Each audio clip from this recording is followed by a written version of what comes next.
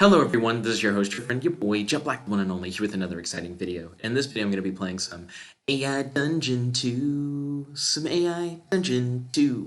This session is going to take place in the world of Zorma, which is a world that I created in AI Dungeon 2. Zorma is a modern world that has had contact with both heaven and hell. The genre for this world is modern Abrahamic fantasy, based off of Abrahamic mythology, taking a little bit from like Gnosticism, Judaism, and Christianity. So I hope you guys enjoy. So here's what I'm going to do in this video. I'm going to step you through a character that I created for my world.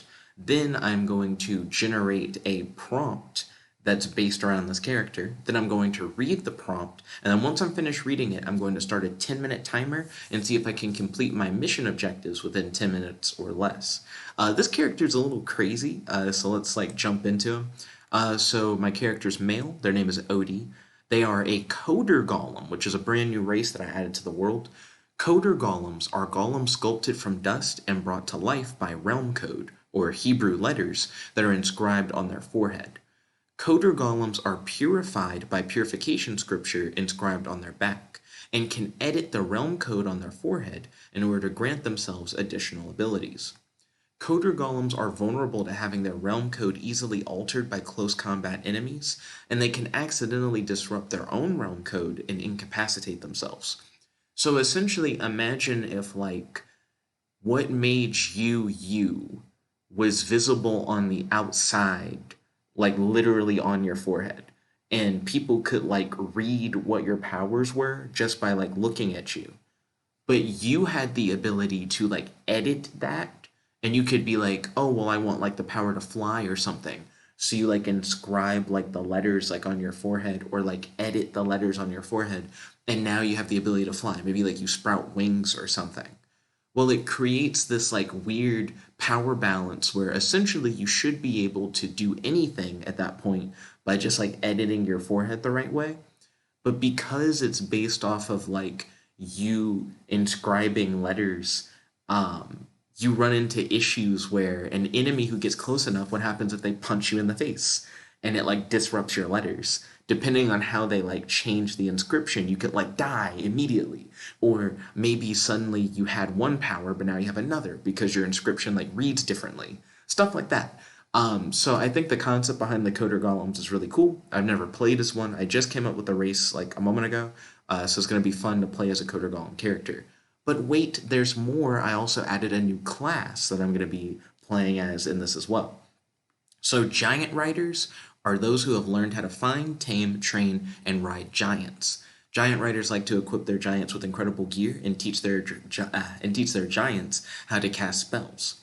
Some giant riders ride giants from different realms, some giant riders ride giant dragons, while other giant riders ride giant golems that they acquire or construct themselves.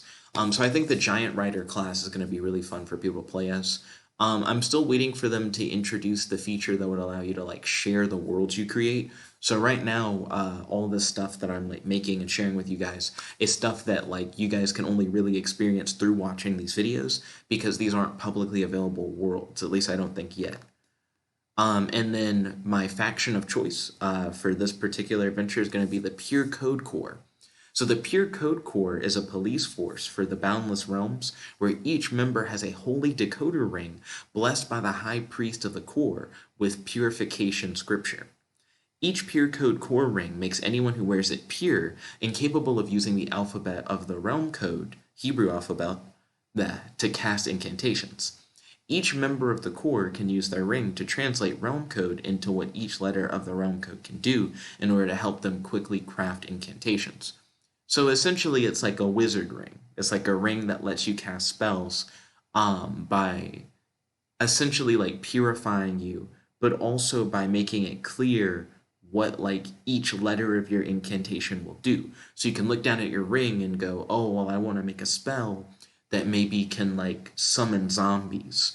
Well, maybe one of the letters allows you to interface with the dead, and maybe another letter allows you to like push life into something, and another letter makes you like give something like a mind. So you look at the ring and you look at all the different symbols on the ring, and you're able to craft together that incantation. So instead of having like a spell book, it's like you always have the components of an incantation just available, where you can just look down and like figure out how to craft your spells, which I think is like a cool concept. And then my starting location for this adventure is going to be Baal. So Baal is a city that was created by the Pure Code Core for its members to live in. It is a defended fortress that has become a stronghold for the Pure Code Core to defend against demonic invaders. So essentially, I'm going to be like a golem who can edit their own abilities, but at their own risk. Like, it's pretty risky for me to do that. Who has a giant that they ride into battle, who can also cast spells using a magic holy decoder ring. And I'm going to be defending a city against demon invaders. So I'm pretty hype. If you guys are already excited, definitely make sure you smash that like button, show me some support, and let's hop into the prompt reading section of this video, because I'm definitely excited. There's a lot of cool stuff going on. A lot of cool stuff going down. Ayo, ayo, boom, boom, boom. A lot of cool stuff going around. Yeah. Hit it. Ooh, boom, boom, boom. Freaky with the skizzy. Yeah, boom, boom, boom. Loading, Servers down. What's happening? Haven't loaded into a game. Still waiting. Ooh, This is getting kind of lame. Ooh, I'm fucking with the beat. Got me moving on my feet like Yo, this fucking sweet like Ooh, ah, ee, ah, ee, how ding ding ding ding ding ding ding ding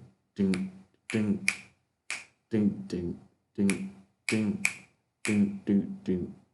Come on, game. Come on, game. It's been loading for like over a minute. Also feel free to sample that beat. I'd be interested in seeing someone trying to rap on that beat or recreate it yourself. Somebody make a video that's just that beat. I might do something on that beat. Come on. I might have to try to start the world again because it seems like it's just hung up. I wonder what would happen if I refresh this page. Hopefully it wouldn't eat shit, but it might eat shit. Oh no. Oh no. Hold on a second. Oh whoa. Oh no. Ooh woo. Let's go to my stuff. It looks like it didn't generate like an adventure. Yes, it did. Yeah.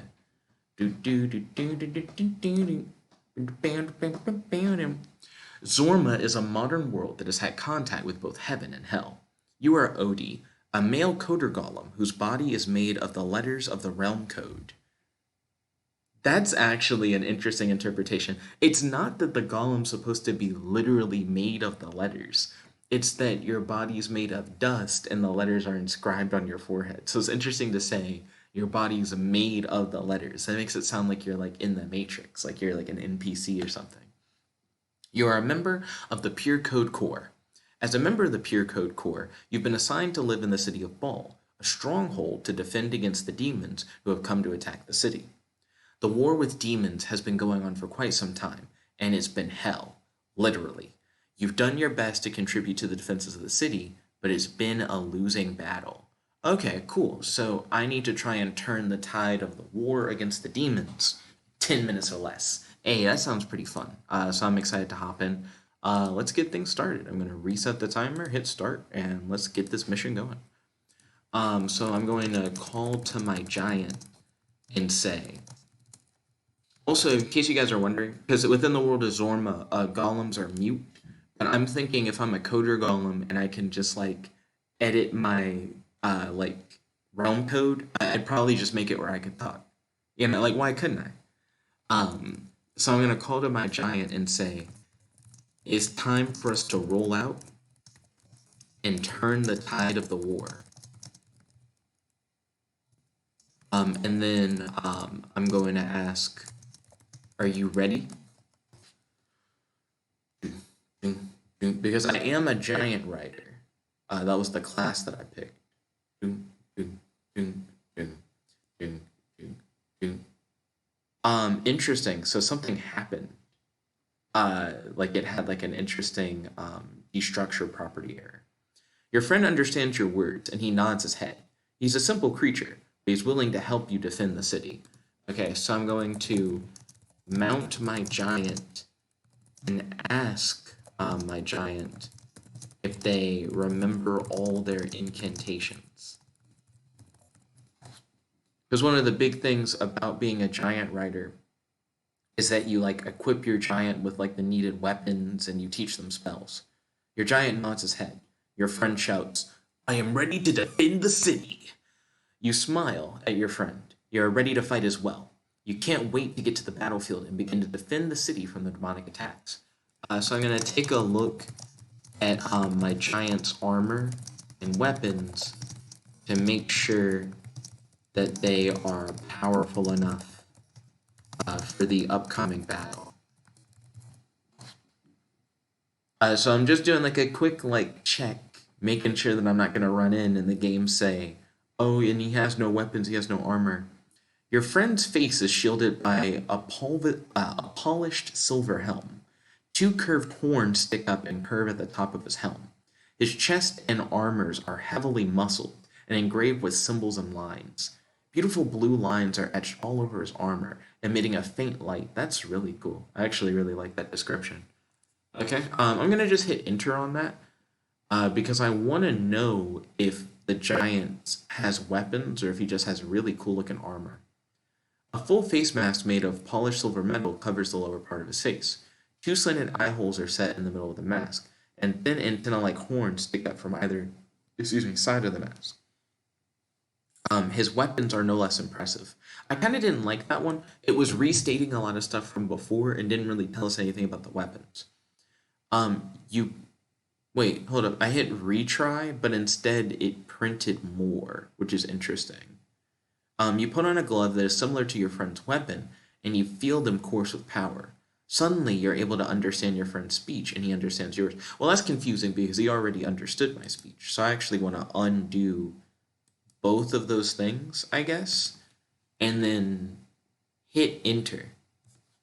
Because I still want to just see it describe what weapons he has. I don't want to run out there and not have any weapons. Here we go. His weapons are also very powerful. He carries a large black axe with sharp teeth at the edge. In addition, he also has a double-barrel rifle that is covered in silver spikes. The rifle is your favorite weapon.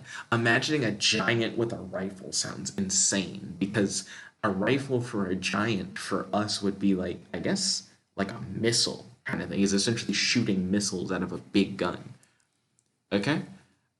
So I'm going to ride my giant into battle against the invading demon forces or invading demonic forces. Yeah, like let's just run in and just see what happens and we'll take down what we can take down. I'm sure the story will throw a conflict into like the story. Your giant soars over the battlefield. I don't know if that means that my giant can fly or if my giant like jumped, but either way it's pretty cool. A majority of the city is burning. Oh goodness. And you see demonic hordes marching through the streets. In the distance, you can hear a muffled voice from your city's broadcast speaker, but you are too far away to make out the words. Okay, so I'm going to ask my giant if they remember an incantation that could help take down the invading demons from afar. Because it seems like it might be better not to like crash into the city. We're trying to save the city, but we're a giant. Well, I'm riding a giant who has a rifle, so I feel like that may be too destructive to land. Your friend nods his head. I think I found something that might work, your friend says. Tell me what you have in mind. I think I can cast a large net of energy over a large group of demons, like the ones attacking the city over there. I'm going to say to my giant, sounds like a good idea to me. Let's do it. Yeah, so I think that's a good idea. So if we can capture all the demons and nets, maybe then I can like dismount and then fight. Your friend swings his arms up and begins to chant. The incantation is in a language that you do not recognize. The air around him becomes sticky like honey. Oh, that's kind of interesting. Like, forms the air into like a weird sticky material that creates the net. Slowly, the air begins to shimmer and ripple. After about a minute, an opaque orb appears in front of him. The orb is transparent, and you can see inside of it. Okay, fascinating. I'm going to ask the giant if that orb... Well, hold on. I'm going to attempt to cast an incantation using my ring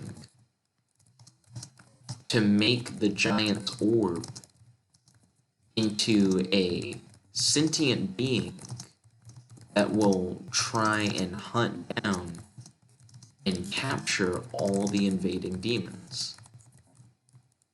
What's gonna work? Teamwork. Wow, what's gonna work? Yeah, teamwork. So hopefully, by putting our powers together, we can like take them down. Your friend looks at you and frowns. I think I should be the only one to use my ring in the incantations. I don't want you to get hurt. Yo, is the giant another member of the core? That actually is kind of interesting. But I want to help, you say. This may be too dangerous for you, replies my giant. I'm going to say to my giant, we are both members of the core.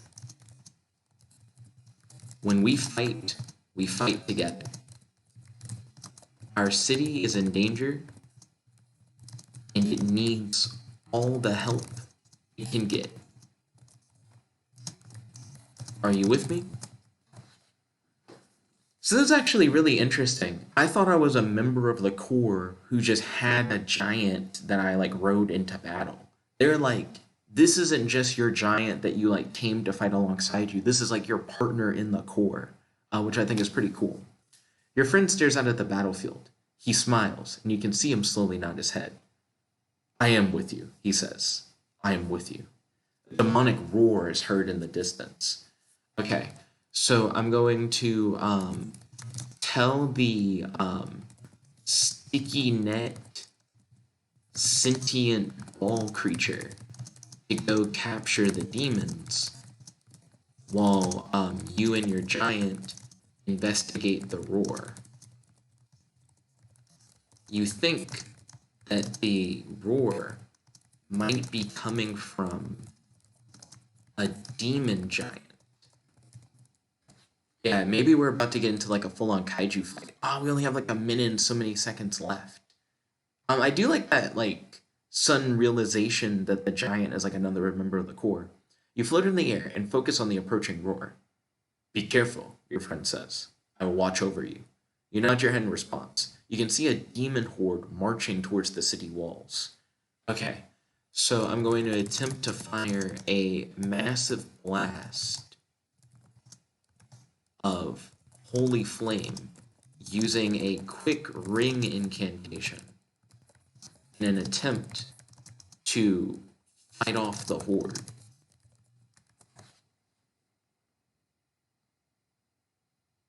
Okay. So I don't think I'll have a lot of time to do like too much, so I need to just do something quickly. You point your hand at the horde. You are in a state of awe as what you're seeing appears as a magical ring that is formed on your finger. The ring is silver and has a sharp-looking design etched into it. The horde is almost upon you. That's... Wait, what? So it acts as if like I didn't have the ring before. Like I kind of like the concept of the ring like summoning itself, but I already kind of did something. So I'm gonna retry that. Come on down to Zaylan, you whisper. Okay, so we ran out of time, but let's see what that last action was. Come on down to Zaylan, you whisper. You close your eyes and focus on the ring. The air around you begins to shimmer. The next time you open your eyes, you find yourself hovering over the city of Zaylan. Why would I like travel to Zaylan? I'm like in the middle of a fight in Baal or whatever. One more retry and then I'll end the video. Just to see like how it ends, because I want to know what the cliffhanger is. You point your ring at the horde and begin to chant. The air around you becomes eerie. You close your eyes and you can feel the power of your ring building up. In a moment, it releases a beam of white holy light from your ring. Ooh, That sounds pretty dope. So I'm gonna have to leave it there because we ran out of time. Overall, I do kind of like how the story developed. I like the bond between like the giant and I.